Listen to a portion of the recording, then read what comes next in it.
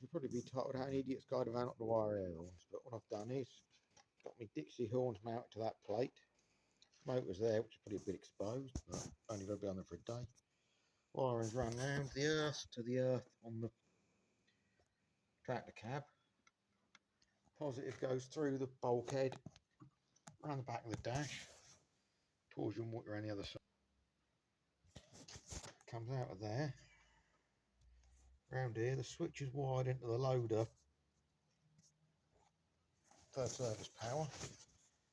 The switch bolted to the handle.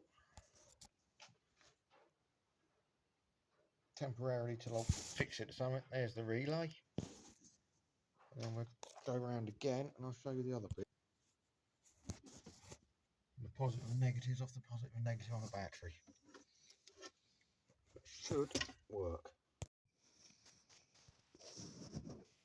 Cables are, well, the day they've got to last on it, away.